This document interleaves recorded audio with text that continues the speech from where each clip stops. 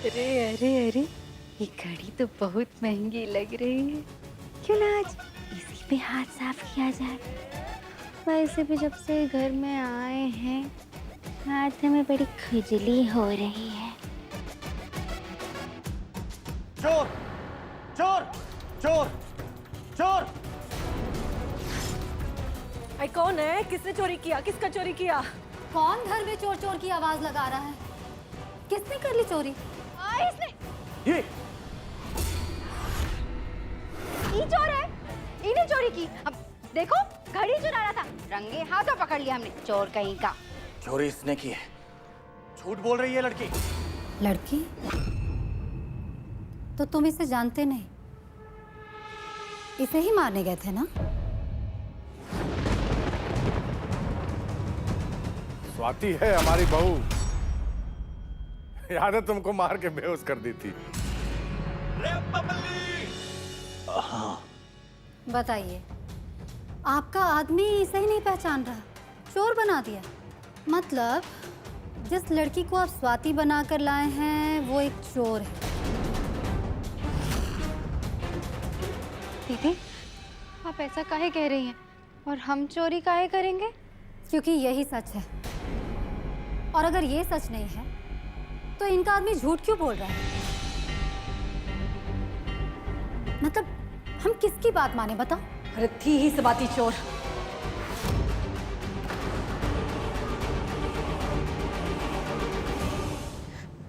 हमारा मतलब सबाती है ही चोर। पहले हमने बिटवा को चुरा लिया और उसके बाद हमरे पूरे घर की खुशियां चुरा ली। इसने ये चोरी कर ली तो उसमें कौन सी नई बात है? अगर ये चोर है तो हमारी बहन स्वाति नहीं है, क्योंकि हमारी स्वाति चोर नहीं थी।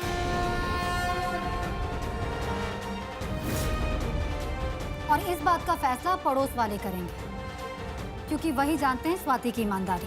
अरे जो लड़की अपने तलाक में 1 रुपए नहीं ली वो क्या चोरी करेगी? ये लड़की पक्का उसकी हमशक्ल है।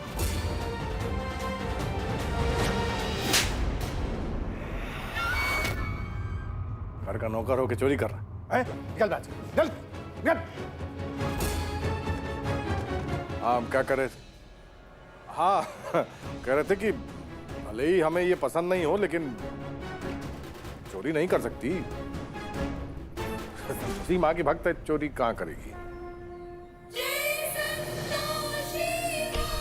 आनंद आ गया माथे। परिस्थिति के दबाव में से, किंतु आज पहली बार सिंहासन सिंह ने पुत्री स्वाति के गुणों की प्रशंसा की। देवऋषि, अधिकांश मनुष्य किसी के गुणों का स्मरण तब करता है जब वो उसके समक्ष नहीं होता, और जो सम्मुख होकर दूसरे के गुणों का सम्मान करे वो मनुष्य अत्यधिक श्रेष्ठ होता है। आज परिस्थिति से विवश होकर सिंहासन सिंह स्वाति के गुणों की प्रशंसा कर रहा है। एक दिन ऐसा भी आएगा कि अब वो उसे अपनी बहू बनाने के लिए ललायत होगा और अपने पापों का प्रायश्चित करेगा। कौन किसे बहू बनाने के लिए ललायत होगा माता?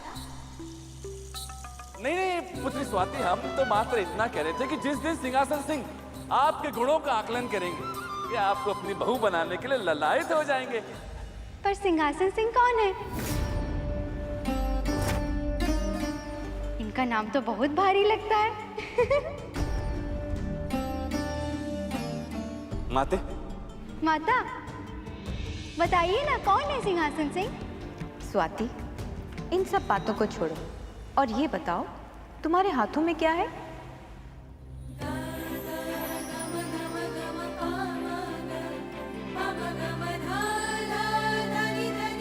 ये हमें आपके बगीचे से मिले, इन्हें हम अपने पास ही रखेंगे।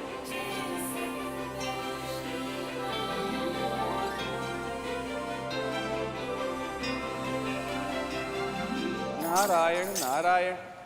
माते, हम जब भी पुत्री स्वाति को ऐसी अवस्था में देखते हैं हमें अत्यंत कष्ट और पीड़ा होती है माते, और हम यही आशा करते हैं कि पुत्री स्वाति शीघ्र अतिशीघ्र ही जीवित हो जाए। दिमाग बुद्धि को जमीन में गाड़ कर खाली शरीर लेकर चलोगे तो ऐसे ही लात खाओगे। जिस लड़की को तुमने मार दिया दोबारा कैसे प्रकट हो जाएगी? इतना भी दिमाग नहीं लगा सके? अरे उस स्वाति के हम शकल है और उसको हम ही लाए हैं। तुम लोगों से तो संतोषी बाहर हुई नहीं, हम ही को कुछ न कुछ उपाय लगाना पड़ा।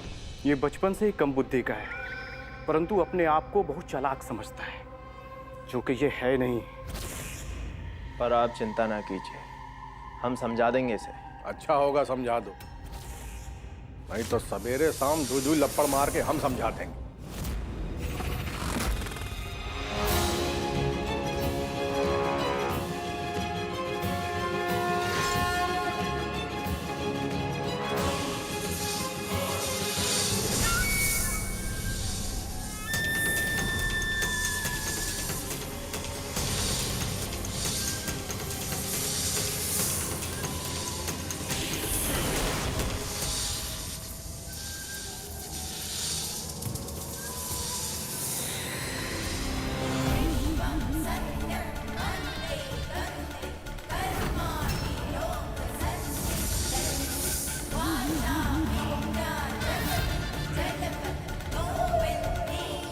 साहस कैसे किया हमारे आदेश का उल्लंघन करने का?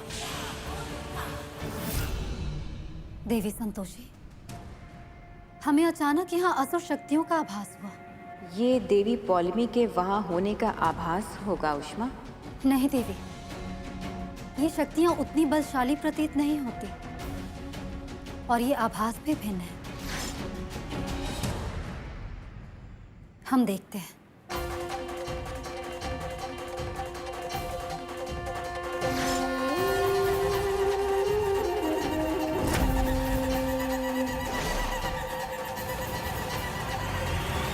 यदि देवी संतोषी को तनिक भी ज्ञात हो गया तुम्हारी असुर शक्तियों का, तो अनर्थ हो जाएगा। इसीलिए जो आदेश दिया है उसका पालन करो।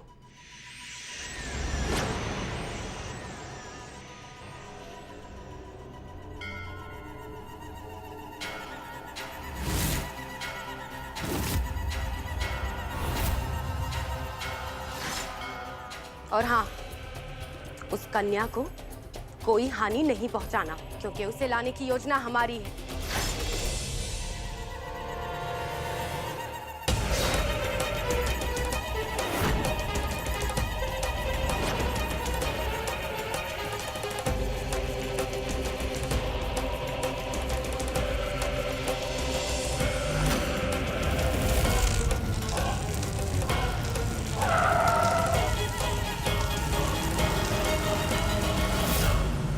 यही वो स्थान है जहां स्वाति की भांति दिखने वाली कन्या आएगी, और जितना हम सिंहासन सिंह को जानते हैं वह ये अवसर अपने हाथ से नहीं जाने देगा।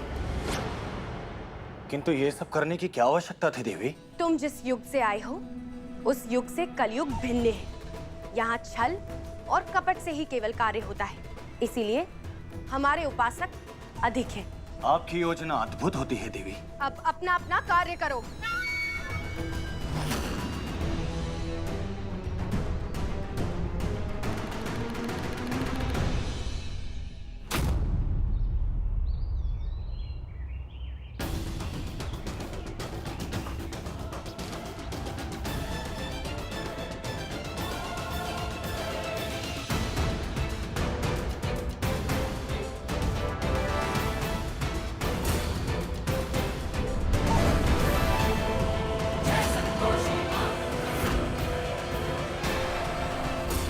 ये संतोषी किसे देख रही है?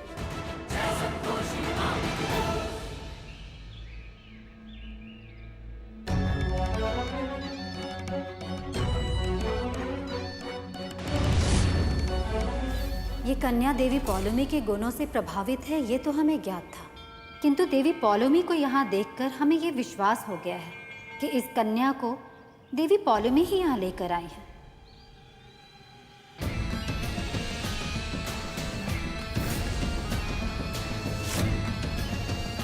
तुम लोग यहाँ?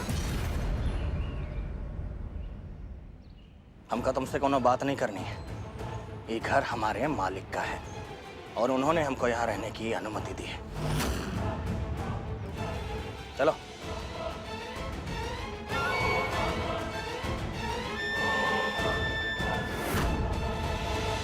ये मनुष्य यहाँ वास कर रहे हैं, किंतु हमें ज्ञात नहीं। इस कन्या का सच निकालने के लिए अब हमें इससे कुछ ऐसा करवाना होगा जो इसने कभी किया ही ना हो।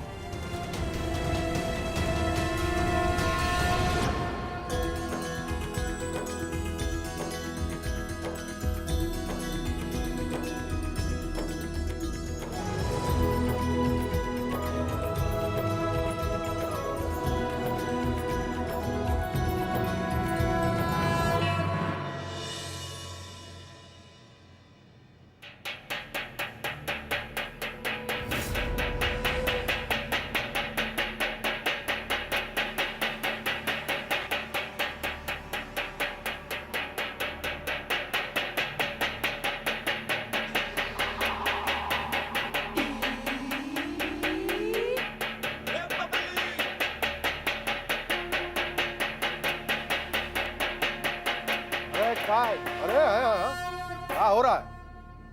रही सबाती की बहन, ये क्या कर रही हो? अब वो तो आपकी प्यारी बहू स्वाति बताएगी। क्या हुआ स्वाति, भूल गई क्या? शाम की आरती का समय हो गया है। स्वाति तो ऐसी बात नहीं भूलती। आज क्या हो गया?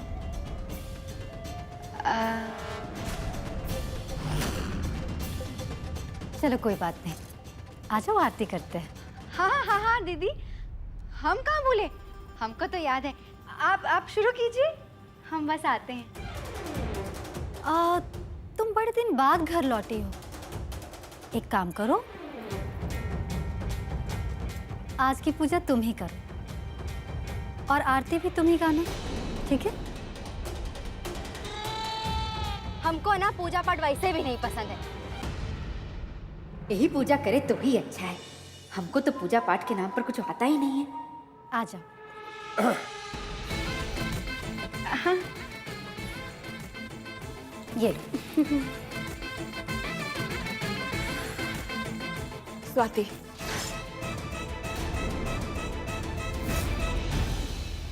तुम्हारी आवाज में माता की आरती सुने बहुत दिन हो गए। अब गा दो तो बढ़िया से।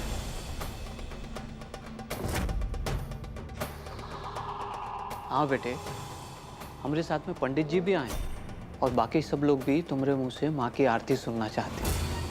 सच कहे ना बिटिया, मंदिर की आरती भी तुम्हारी आवाज के बिना अधूरी लगती है। एक बार गा दो ना माता रानी की आरती। बिल्कुल सही कहा पंडित जी, स्वाति की आरती के बिना तो पूजा अधूरी लगती है।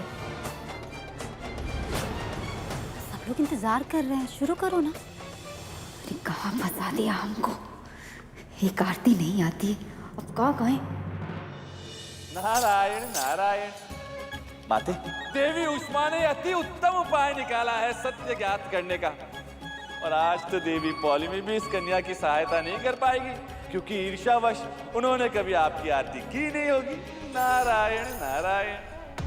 देवी संतोषी की आरती? माती, अब क्या होगा?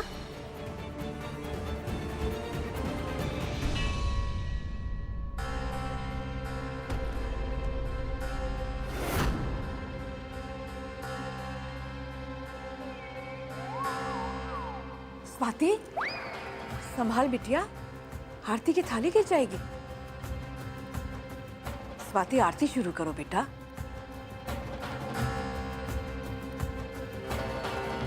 अरे चप्पल, आरती करने से पहले बेटा चप्पल तो उतार दो।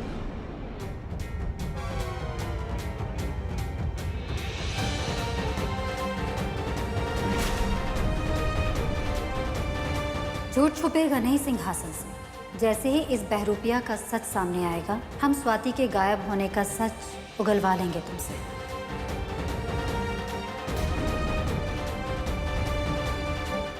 गलती से पहन ली।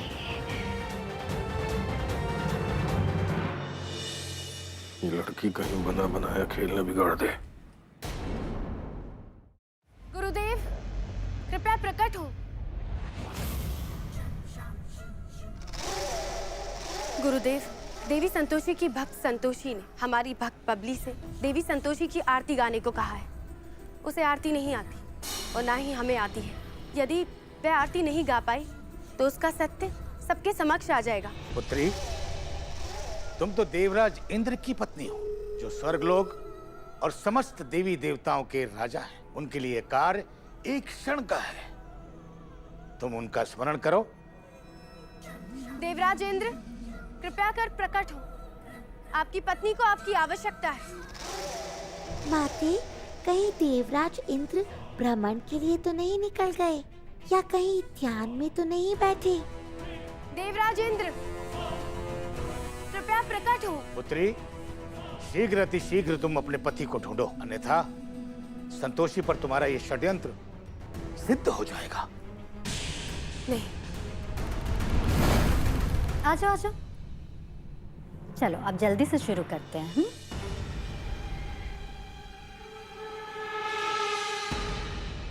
हम क्या सोच रहे थे कि हम नई साड़ी पहन कर आते हैं। सुबह से नई साड़ी पहनी है, अब नई साड़ी पहनेंगे, फिर अच्छे से माँ की आरती करेंगे। हाँ स्वाति, तुम कब से इन चक्रों में पड़ गए? माँ की पूजा कपड़ों से नहीं बल्कि सच्चे मन से होती है।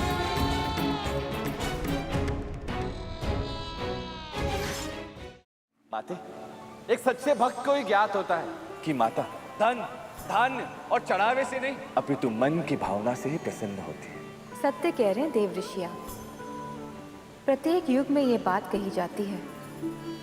नारायण के अवतार श्री राम ने ये बात एक सुंदर उदाहरण के रूप में प्रस्तुत की थी। उनके समक्ष जूठे पेड़ थे जो उनके लिए पर्याप्त थे, क्योंकि उसमें प्रेम निहित था। मेरे राम आएंगे, मेरे प्रभु आएंगे, श्री राम।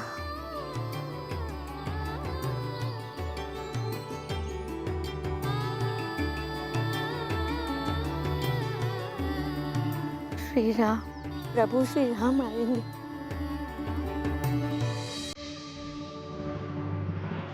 मेरे प्रभु श्री राम आएंगे, मेरे राम आएंगे।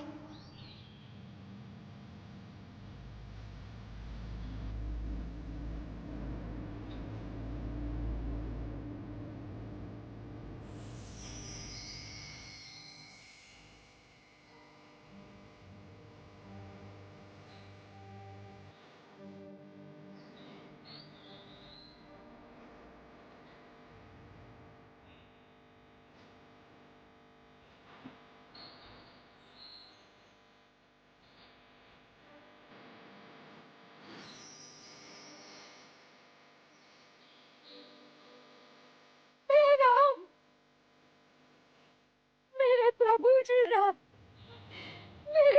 श्री राम आ गए। मेरा जीवन धन्य हो गया प्रभु।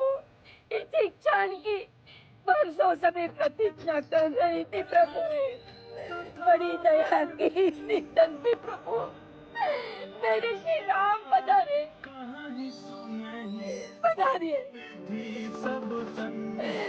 मेरा जीवन सफल कर दिया प्रभु आपने। पधारिए, पधारिए प्रभु, पधारिए।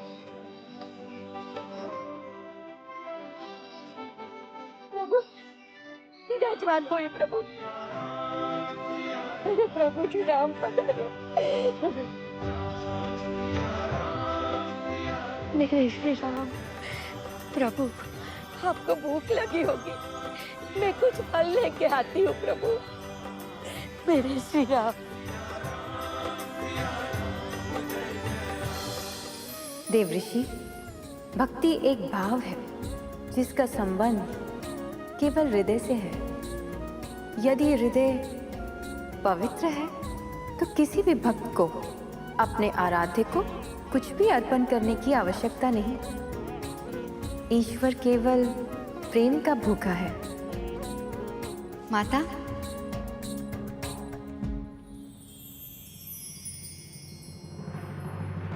माता देखिए, हम आपके लिए फल लाए हैं, खाइए। प्रभु फल आरोग्य मेरे पे उपकार कीजिए प्रभु। बहुत मीठे फल है प्रभु, मैंने चक्के रखे हैं प्रभु।